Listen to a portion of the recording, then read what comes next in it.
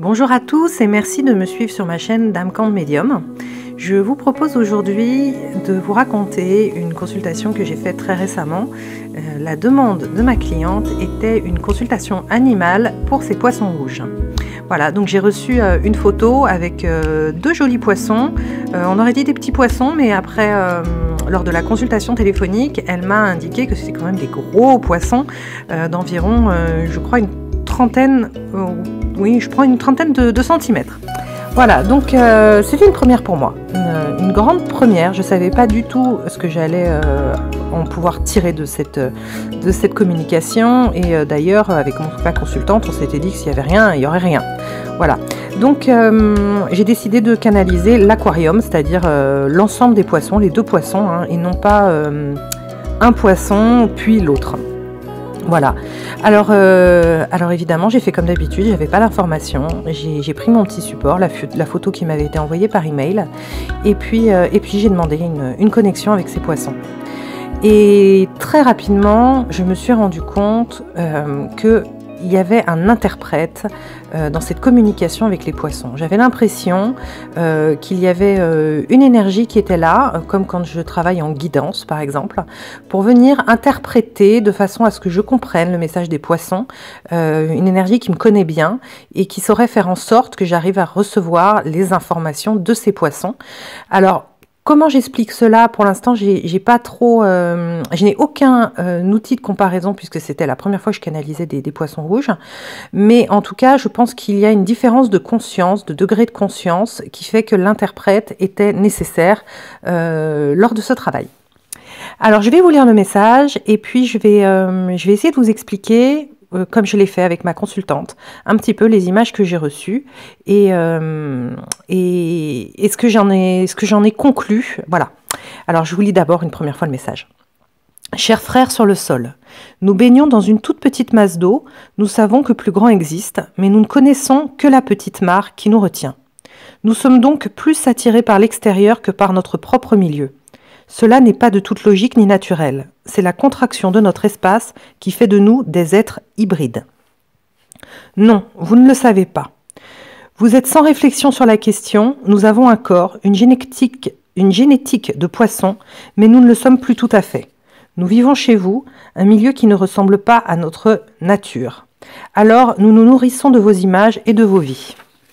Quel serait votre état au milieu, en immersion totale d'une autre espèce, dépossédé de tout ce qui vous est normalement permis?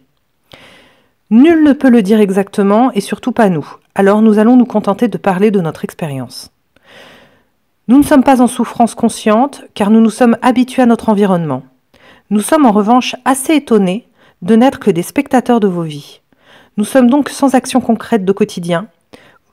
Nous vous observons, activité qui est pour nous toujours pleine d'énigmes. Non, nous n'avons pas de crainte vis-à-vis de vous, la méfiance est juste une réaction involontaire de survie. Nous ne connaissons pas l'animosité et nous sommes habitués à vous voir déambuler. Nous n'avons pas d'attachement, si ce n'est à ce que nous connaissons déjà, ceci est encore un réflexe de survie. Nous ne sommes pas attachés directement à vous, mais nous vous répondons à vos stimuli qui nous permettent une activité neuronale plus distrayante que notre environnement conceptuel imaginé par vos forces vives. Nous n'avons pas de réelles aspirations à un monde meilleur ou différent, car nous ne sommes pas en mesure de désirer.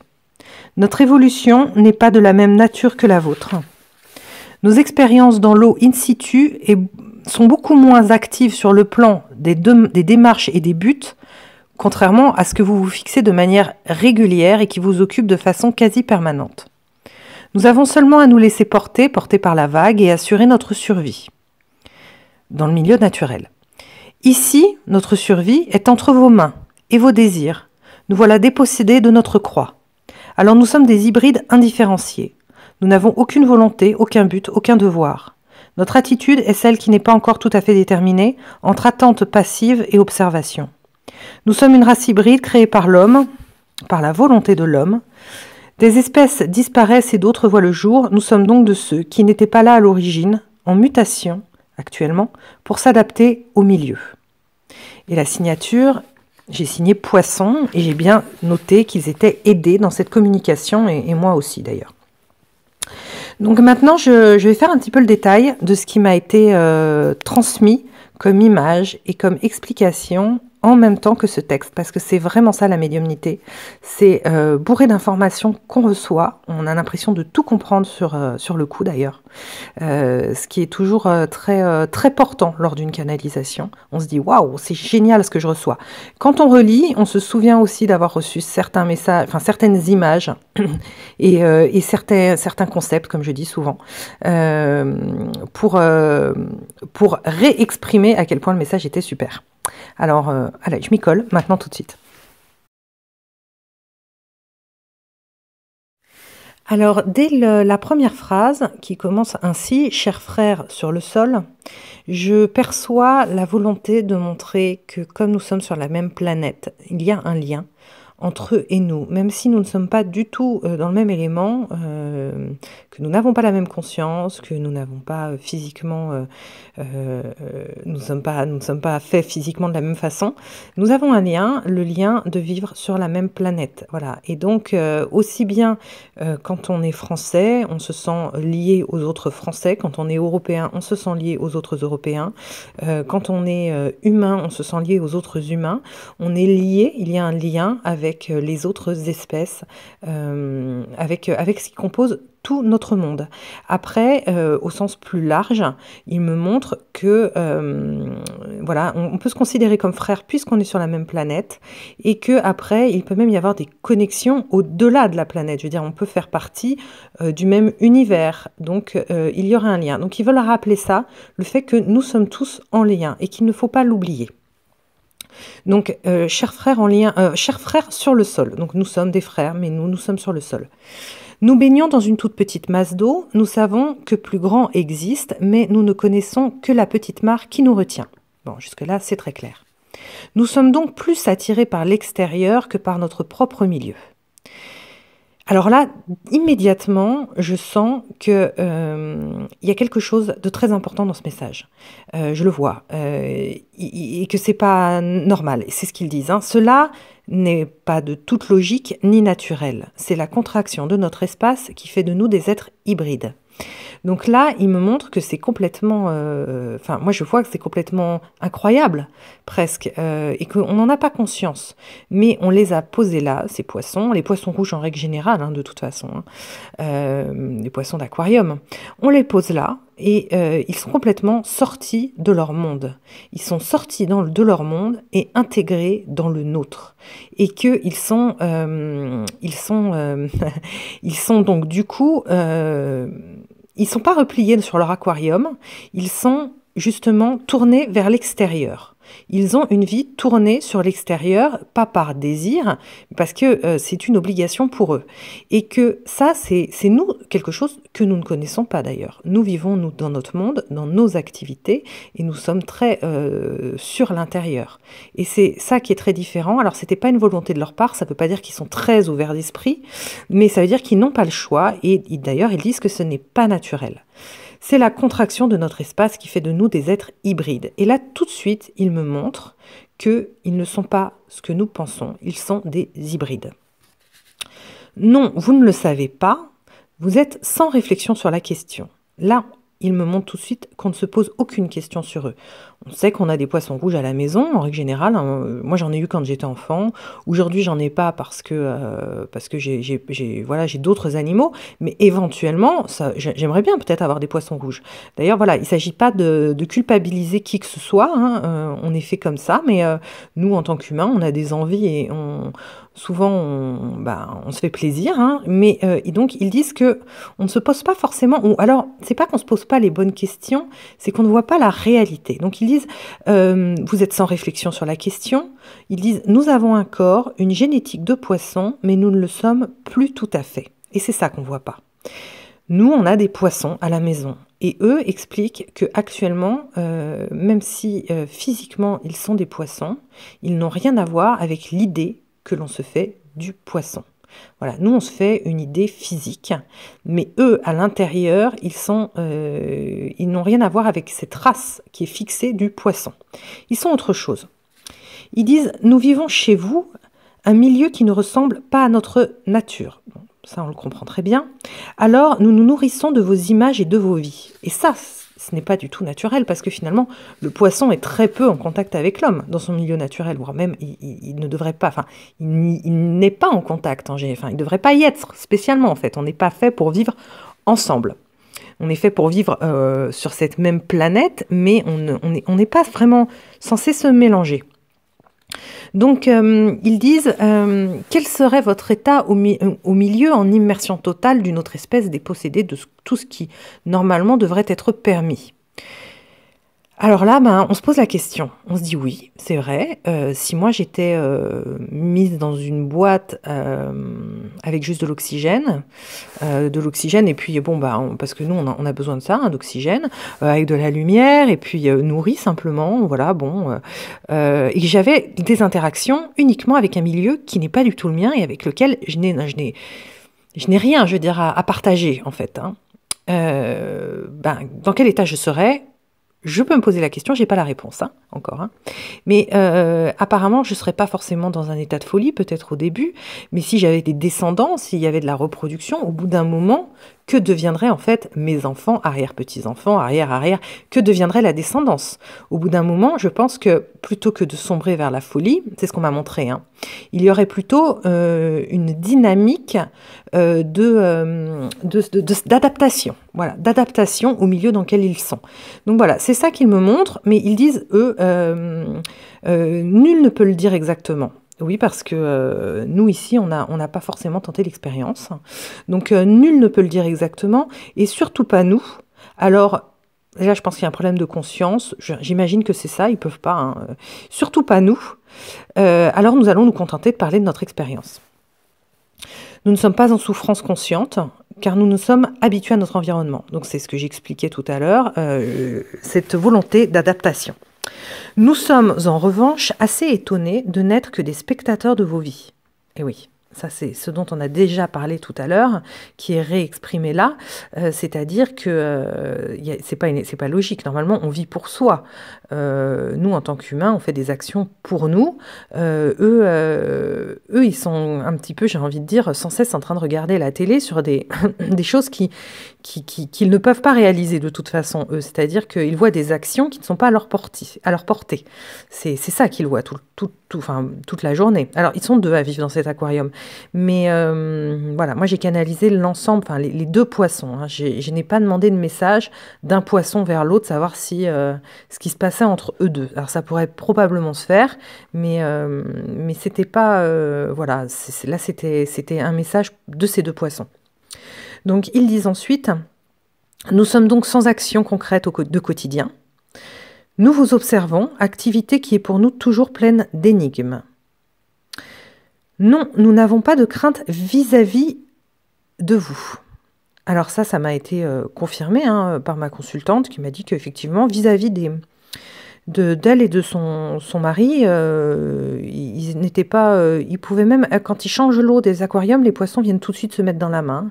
Ils disent la méfiance est juste une réaction involontaire de survie. Elle me dit qu'effectivement, en revanche, quand il y a un geste rapide, ils ont tendance à partir, ou quand il y a des invités, des personnes qui n'ont pas forcément l'habitude de voir, ils sont effectivement un petit peu différents, quoi, un peu moins... Donc ça, c'est la réaction involontaire de survie, mais ce ne sont pas des poissons dans un état de stress vis-à-vis de l'humain. Nous ne connaissons pas l'animosité, donc là, c'est-à-dire que le poisson n'est pas, on m'a montré, vengeur ou n'a pas de sentiment négatif vis-à-vis de son environnement. Nous nous sommes habitués à vous voir déambuler. Alors voilà, ils se sont habitués à les voir déambuler, donc ils sont habitués à ces mouvements, ils se sont habitués, donc ils n'ont plus peur, hein, des mouvements autour d'eux, des personnes qui s'en occupent, donc mes consultants. Nous n'avons pas d'attachement, si ce n'est à ce que nous connaissons déjà. Ceci est encore un réflexe de survie. Alors là, ils m'ont montré qu'ils n'étaient pas dans l'attachement sentimental. Ils sont dans l'attachement à leur milieu. Voilà, donc ils n'ont pas peur des personnes qui s'en occupent, mes consultants. En revanche, ils ne sont pas attachés d'un point de vue sentimental comme nous. Nous pouvons l'être avec notre entourage familial ou amical. Mais en revanche, voilà, c'est pas du sentimental, c'est du lien parce que c'est une habitude et que le poisson visiblement tient à ses habitudes. Voilà, pour résumer vraiment très simplement, hein. Voilà. Donc ceci est un réflexe de survie en fait, de s'attacher à ce qu'on connaît déjà. Nous ne sommes pas attachés directement à vous, donc le fameux lien sentimental, mais nous répondons à vos stimuli qui nous permettent une activité neuronale plus distrayante que notre environnement conceptuel imaginé par vos forces vives. Alors là, elle m'a dit effectivement que les poissons étaient très réactifs à ce qui se passait à l'extérieur de leur aquarium, donc dans la vie de famille. Et ils disent que c'est uniquement pour nourrir leur cerveau, finalement, pour qu'il y ait une action neuronale qui se fasse, qu'ils sont réactifs aux stimulations. Voilà, donc ils disent que c'est ce qu'il y a de plus distrayant. Ils disent, voilà, donc plus distrayant que notre environnement conceptuel, imaginé par vos forces vives. Alors là, on a avec ma consultante, on a parlé un petit peu de leur environnement. Alors elle m'a expliqué qu'ils avaient un très très grand aquarium, hein, mais c'est vrai que cet aquarium est assez dépouillé, assez, je vais pas dire feng shui, mais très design et très, voilà. Donc il y a des roches, mais il y a pas, ils n'ont pas essayé, si vous voulez, de recréer l'univers de la mer dans cet aquarium. Donc cet aquarium est très central au niveau de pièces où il y a entre deux pièces presque, voilà, et en même temps. Donc ces poissons sont vraiment au milieu de la vie familiale, hein. Ils sont pas du tout dans un coin, ils sont présents. Donc ça, ma consultante a bien reconnu le fameux environnement conceptuel imaginé par vos forces vives. Les forces vives, alors moi je suis allée regarder quand même, donc les forces vives quand même c'est le désir de bien faire. Et c'est vrai que ma consultante, si aujourd'hui elle fait une communication animale avec ces poissons, c'est justement pour savoir ce qu'elle peut faire de mieux pour eux. Elle se demandait s'ils devaient repartir dans quelque chose de plus qui ressemblerait plus à leur milieu, une mare, un bassin avec d'autres. Voilà, donc sa démarche au départ de consultation est vraiment pour leur bien-être. Voilà, donc les poissons n'ont pas spécialement montré justement qu'ils voulaient quitter leur aquarium. Parce qu'ils disent ensuite, nous n'avons pas de réelles aspirations à un monde meilleur ou différent, car nous ne sommes pas en mesure de désirer. Donc finalement, ce que j'expliquais à ma consultante, c'est que si la vie continuait ainsi et qu'ils les gardaient chez eux dans ce grand aquarium, voilà, à partager une vie de famille avec des poissons, c'était pas spécialement, voilà, c'était pas, il fallait pas qu'elles se chagrinent parce que eux sont habitués à ça. Maintenant, s'ils décident un jour de tenter l'expérience de les mettre dans un bassin avec d'autres poissons, ce n'est pas la volonté des poissons parce qu'ils n'ont pas de désir. Voilà, ils n'ont pas de désir. Maintenant, il y aurait probablement une inquiétude au départ, puisqu'ils sont attachés à leur environnement, mais ça ne veut pas dire qu'ils vivraient mal, parce qu'au bout d'un moment, j'imagine, j'espère, mais je n'ai pas eu la confirmation, ceci dit, de cela, ils devraient normalement s'habituer à un nouvel environnement qui serait peut-être plus plaisant pour eux. Mais ça, ils ne me l'ont pas dit. Donc ils ne sont pas en mesure de désirer. Notre évolution n'est pas de la même nature que la vôtre. Oui, leur évolution ne se fait pas de la même façon que celle de l'humain. Nos expériences dans l'eau in situ, alors in situ ça veut dire sans déplacement, c'est-à-dire dans leur milieu naturel, les poissons dans leur milieu naturel, donc dans des milieux d'eau douce qui seraient naturels, ils disent, est beaucoup moins actif sur le plan des démarches et des buts que vous vous fixez, vous en tant qu'humain, de manière régulière et qui vous occupe de façon quasi permanente. Voilà, donc c'est que le poisson et l'humain n'organisent pas du tout sa vie de la même façon. Alors là encore, nous sommes très très différents, très éloignés, et ils ont une certaine conscience, on va dire, enfin voilà, ça m'a été expliqué ça, mais en gros, dans la nature, le poisson ne fait pas son évolution du tout par le système des expériences, comme nous faisons notre évolution ici, en faisant de multiples expériences de joie, de tristesse, voilà, beaucoup de choses se présentent à nous dans la vie, et par cela, on a accès à l'évolution, à l'éveil, voilà. à s'améliorer toujours, à faire de mieux en mieux. Les poissons, c'est pas du tout ça. Donc ils disent, nous avons seulement à nous laisser porter par la vague et à assurer notre survie. Voilà ce que fait le poisson. Une fois qu'il fait ça, il évolue de cette façon-là, juste en assurant sa survie. Donc assurer sa survie, c'est manger, c'est probablement défendre son territoire, c'est une survie, la survie de la race, c'est se reproduire. Voilà, ça s'arrête là en fait, ce qui est imposé dans l'incarnation de poisson. Donc il dit, ici, toutes ces choses, finalement, la survie, trouver à manger, défendre le territoire, ils disent, ici, notre survie est entre vos mains. Et vos désirs, est-ce qu'on va le faire, est-ce qu'on va pas le faire, est-ce qu'on va bien s'occuper d'eux? Mais ils disent, c'est entre vos mains. Donc ils disent, nous voilà dépossédés de notre croix. Et ça, c'est très important parce qu'en fait, on les dépossède quelque part, sans nous en rendre compte, de ce qu'ils avaient à faire sur cette planète. Voilà. Ils disent, alors, nous sommes des hybrides indifférenciés. Donc, une fois dépossédés de ce qu'ils avaient à faire sur cette planète, c'est-à-dire, pour nous, ça peut nous paraître très peu de choses, mais pour eux, c'était très important, assurer la survie, assurer la reproduction, assurer le territoire, eh bien, ils n'ont plus rien à faire et ils commencent à se transformer. Ils deviennent des hybrides. Et alors là, on m'a montré quelque chose d'important, et c'est comme ça que j'ai essayé de l'exposer à ma consultante, c'est-à-dire que j'ai pris l'exemple du loup et du chien. À un moment, le loup est sauvage et puis on le domestique, il devient le chien. Mais à quel moment il est devenu le chien comme on le connaît aujourd'hui? Il y a eu probablement une longue période où il était hybride entre loup et chien. Et là, c'est le cas. Ces poissons ne sont pas encore arrivés à une race fixée, et cette race fixée, en fait, ce qu'il se passe, c'est ça qu'on m'a montré, c'est qu'une fois que la race est fixée, finalement, ces poissons ont d'autres objectifs. De nouveau, ils sont sur un chemin de vie d'évolution. Et là, c'est pas le cas. Ils sont encore entre deux et ils ne sont pas, ils disent, des hybrides indifférenciés. Ils ne sont pas encore en mesure d'avoir une activité qui les fasse évoluer. Ils disent, nous n'avons aucune volonté, aucun but, aucun devoir. Et oui, c'est ça aujourd'hui. C'est comme si, je ne vais pas dire qu'il n'était personne, mais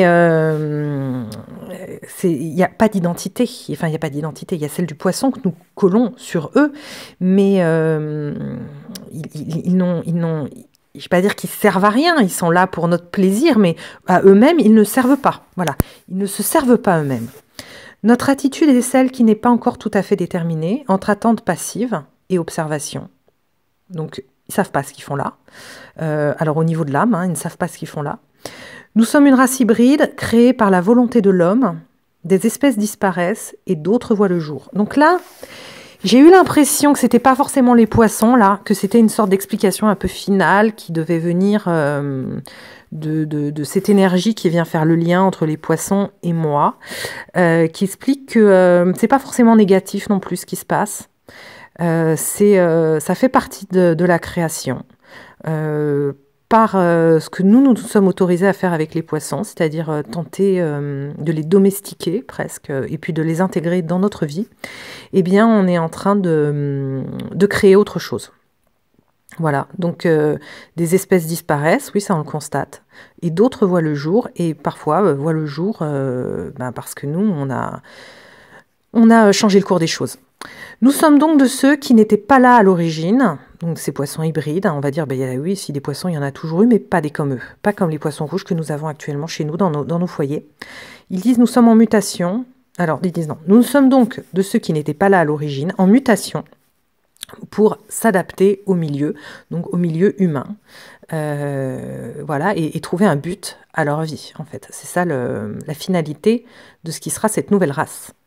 Voilà, et donc c'était nos petits poissons aidés d'une énergie qui a bien voulu faire le lien, et je l'en remercie. Évidemment, on a parlé un peu plus avec ma consultante, mais tout ça reste entre nous. J'espère que ça vous aura intéressé. Je vous dis à très bientôt pour de nouvelles consultations, et je vous souhaite une très belle journée. Au revoir.